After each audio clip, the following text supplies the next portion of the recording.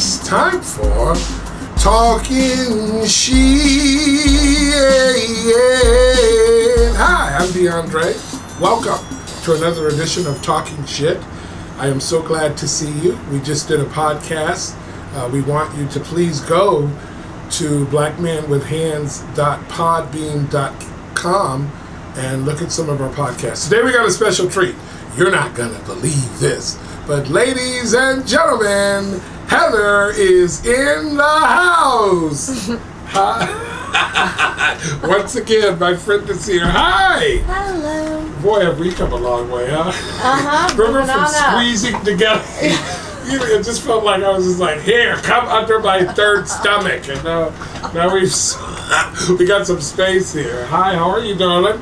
I'm good. How are you? Holy Fairy, our voluntary executive producer, the boss lady is here. We's better be acting right. You see, I got on this. I haven't worn a tie in this show in years. Look at me. It's like, hey, I'm ready. The boss is here.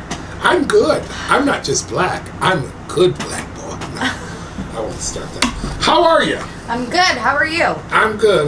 You know me, I get all excited when you're here. It's like we sleep together or something. I love when you're around. It's just, even though it's chemically impossible. It's good. I love having you here. You know, I've been on how was your flight? It was good. I slept the whole way. Did you sleep? Yeah, I slept the whole entire way. You're not a sleeper. I do what I can. Right. You're the busiest friend I have. Look, you sleep like you're one of those kind of people. I wish my body is too big. If I tried to do that, I would have heart failure. They would have to land the plane. I would not. Yeah. I couldn't. I just scrunch up. Yeah, you're a scruncher. That's beautiful. I wanted to talk to you about a couple of things. We only have a short period of time. I know you're very busy, and so am I. I was talking on the podcast about the government being shut down, that there's this hype about we're going to shut down the government. And my big whole thing, and I wanted to get your take on this, was that the government is already closed. How can you shut down something that's already closed for business? The same way you can build highways by yourself. Right. I got some swampland in Compton I want to sell you. I mean, the idea that they're going to shut down a government that is already closed for business. Ever since Mitch McConnell and some of his friends decided that they were not going to agree with the president on anything, period, whatever it was, good stuff, bad stuff, single pay plan, whatever they came up with, the Republicans had decided as an institution that they were not going to be cooperative and talk and be reasonable. And now they're telling me that they're going to shut down something that's been closed for nearly almost. How long has it been? How long has Barack? It's been 5 years. Almost 6 years. It's been closed for about 6 years. Yeah. What do you think about that? Why do you think it's so hard for people to adjust to all this stuff? You know, it's really about Obamacare. Well, yeah, of course. You know, the truth is, I don't know. It's that age-old question of would you rather be right or would you rather be happy? You know, and I would rather be alive and happy than dead and right. Right. Or dead right. Yeah, or dead right. Right, so we're talking about being able to get together to undermine the system. What bothers me is this idea that, like, if I want to filibuster something and I already know it's not going to work, I already know I'm not going to get my way, but just because I'm not getting my way is why I'm doing this, other than to really serve people and be helpful and be peaceful. But it wasn't even really a filibuster. Mm-hmm. It was just a dress rehearsal. I think, you know, Democrats are just really watching the Republican infighting right now. And the truth is that I believe that he actually has presidential aspirations. And Cruz?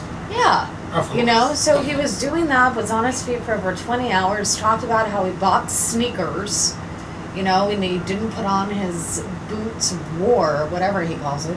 But with that too, you know, it comes down to, he says that he's sticking by his principles and by what got him elected, you know, and I mean... Have you seen those ads that they're doing with the women? Like they walk the women into the doctor's office and then an Uncle Sam figure comes up between the woman's legs, because that's what the government's going to be like, helping. It's really gross. And so really then what weird. about, but what about the, I mean, geez, if you're going to go there, I mean, if you're going to go there, all I can think of is the vaginal probes. In like the worst way possible, you know, in terms of like women's That's right terrible. to choose and It's awful.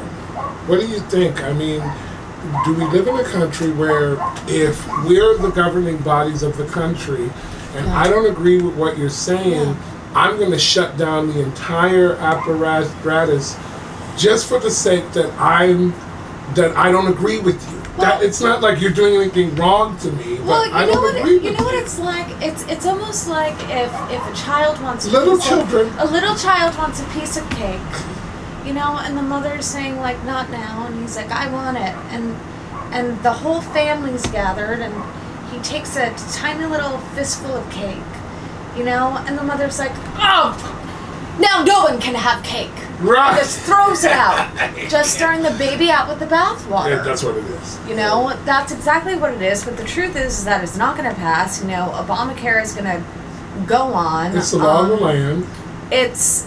And the truth is that most people don't even know all that's in Obamacare. I don't. And I've been an advocate for it. I have no idea. All I know is in the beginning of all this that the Democrats caved on the single pay plan, and now they're being treated as if they didn't, which is why they should have just left it in there. Because they're already being treated like they did, and they're already fighting it, and now they don't want to fund it. And I just think it's ridiculous. And this president can't win. He says, I don't want to go into Syria. It's too quick. It's too violent. Then he says, I want to go into Syria to make sure we get the weapons. Then he says, I don't want to go into Syria because we don't have to. We don't have to kill any more people. And the whole three scenarios have been totally rejected by people who really don't care about this country. They care about being right. And I think it's dangerous to be that right where everybody's well-being is at stake. Yeah, and also, you know, the truth is that we don't know half of what goes on in Washington. We don't know half of the back alley deals, you know, between lobbyists, you know, when senators and congressmen, you know, that are elected, there's people that are going to be reelected soon, so they're worried about that, and then on top of that, you know, not wanting to piss off X, Y, or Z, so that way they can get privatized jobs when and if they do retire, that it's going to pay them millions upon millions of dollars. It's a greedy money man. They don't care. Here's the truth. None of them care about the American people. And the thing that is so scary is that Americans are under the delusion that these politicians actually give a shit. Like, are you kidding me? It's the equivalent to when you go into Starbucks and buy your latte, and there is a homeless person there that has one leg that says, I am a Vietnam vet, God bless you, please help. And you walk out of the Starbucks with your $5.65 latte, and not only do you walk over the homeless person, you show an air of disgust of, like, really? I have to deal with this? That's bad. I mean, that to me is the equivalent of how a lot of the politicians that I see today care. But, I mean, I'm all for, you know, Clinton 216. You know what? Here, come on, can we go here with that? Hello, Hi, Hillary. How you doing? Because and also actions speak louder than words. Actions speak so much louder. I'm going to let the cat out of the bag, and I believe we better be watching out for Miss Chelsea. Honey. That's who you better watch out for. Oh, yeah. Watch. Bill and Hillary combined is in that girl's mind. You watch. Yeah. They said she's been doing some speaking, and she's much like you. She's real loving and kind of, she's not like me, you know, she's a silent giant. She's really powerful, and I really look forward to her. One last thing, and then we got to go. We're running out of time. Tell me about LA traffic. Heather's been visiting us a couple of days. What's the LA traffic like to you? I know when I go to New York, I'm mesmerized. I can't believe you guys function. I mean... Well, we function because we have legs. How do you guys do it though? I don't know. A quadrillion of you just use it. You know, there's 11 million of you using the train daily in New York City, in the city. Yeah. There's 11 million Yeah, people. and on top of that, I mean, 11 million of us using the subways. They keep on raising the price of the Metro card. On top of that, trains don't really work. No. You know, it's a continual, I mean, Jesus, continual fuck all of the MTA. Right. So that is why I prefer to walk. You are a walker. You like some of our other friends. They just walk. Let me tell you something about New York. They walk and walk and walk. If you talk to somebody in New York, they're telling you they're on their way to walk somewhere. They just walked to you, and they're getting ready to walk again. These are the walkingest ass people. I will lose 20 pounds if I live there for a month. These people walk and walk. I have so much respect for you. Yeah, and what's interesting is that most people in LA, when I do walk here, look at me like I have 3 hips. Like, no, I'm not going to get in my car to drive 5 blocks. And have you ever noticed that when people walk in Los Angeles, it's ceremonial, right? They got to put on their bullshit. You guys walk on a daily living basis. Yeah. Like, it's like, oh, I'm walking to work, or oh, it's a daily thing. This is what's crazy. This really boggles my mind, is that I can't jaywalk here. That I've been explicitly told you will get a ticket. Oh yeah, they will. They'll say. And I say, but what if I just let them know? Oh, I'm sorry, I'm from New York. Like, we do this all the time.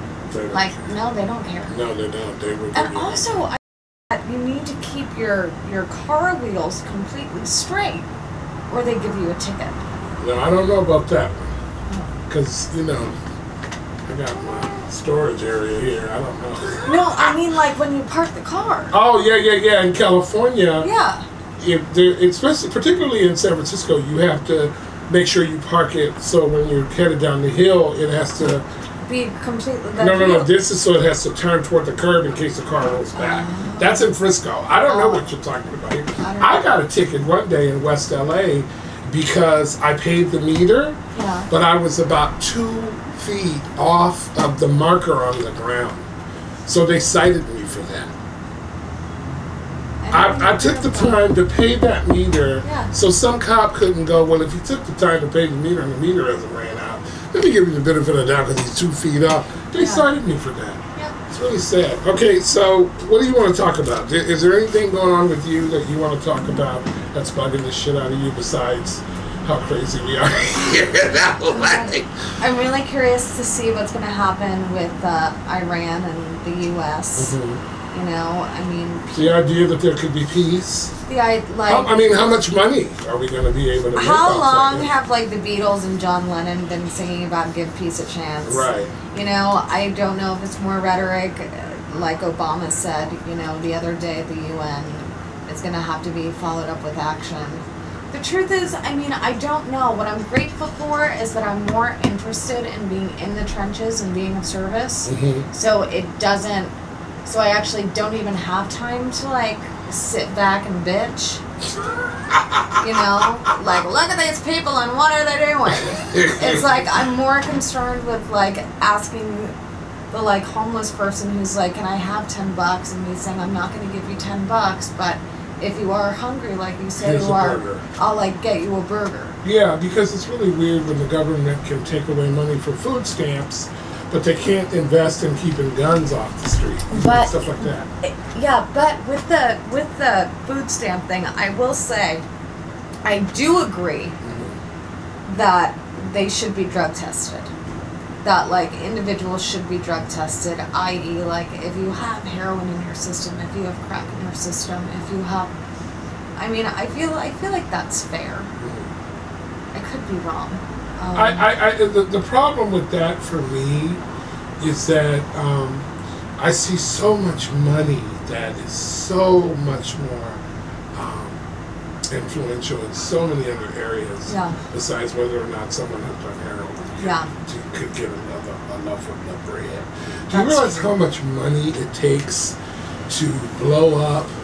I mean, those airplanes they're using, a lot of those planes are $10, $15, $20 million a piece. I just feel very uncomfortable about saying you have this affliction and you have this addiction and you're worthless and you're not doing anything about it. But well, we should have more. We should have more. Canada is a prime example in terms of they, for people who are heroin addicts and want to get off, or are prostituting themselves and want to get off the streets, they have. Canada has clinics all over the province in terms of they have clean needle programs for people that don't want to get off heroin, but like don't want to get. But that's a AIDS or socialized process that our Republican friends say, no, you need to pull yourself up by your bootstraps and be a man. Even if you're a woman, act like a man. And if you act more like a man, we'll pay you decently, woman. And just man up. But not even that, because it's like you want to act like a woman in certain ways. Right. You know, but then also not in other ways. Right. Isn't that kind of shallow? Well, it comes back. I mean, I don't know what it comes back. I feel like the guise is it comes back to God and it comes back to, you know, Christian nation. Right. You know, and we are so. I would say that we're like the fractured states of America. We're not the United States of America. No, it's very fractured. At all. We're so incredibly fractured. My last issue, because we're completely out of time, except for a couple of seconds. What do you think about the guns again? I asked you about guns before. I really like your take on it. It's really helped me. Talk to me a little bit about all these guns. I mean, geez Louise. It's like... just every 3 months, every 2 to 3 months. The Navy Yard shooting is it just, I mean, and more stories coming out, like a 2-year-old gets its face blown off, you know, a 3-year-old gets shot through the cheek, you know, like a 5-year-old shoots like their 2-year-old brother. And like, yes, we have a right to bear arms, but what they were talking about, like, that amendment was written for when they were in fear that the British were coming, so that they could protect their homes against like foreign invaders, not like you and me. And I understand the need and desire to protect oneself, you know. However, you don't need an AK-47, you know. And if you were saying that it's for hunting, I'm sorry, you're gonna shred a deer in the woods. Well, that's what I'm saying about the contradiction and the undermining of the freedom that we have as a constitutional right, you know. Like, we do have the right to filibuster if we're a senator. We do have the right to bear arms. But to prostitute those rights to make yourself be the only one that's right about something is where I get upset about. But it also comes back to fear, you know. Like, first of all, Obama has the best record when it comes to gun control, in the sense, in terms of like siding with the NRA and not doing anything. You know, out of like the last few presidents, he's got the biggest thumbs up. However, you have the media saying like, he's coming to take our guns, he's coming to take our guns, he's coming to take our guns. It's all BS. It's so much BS, and on top of that, all it is propaganda, because every single time you have a news story where it says Obama's coming to take our guns, gun sales go up. You know, the NRA profits.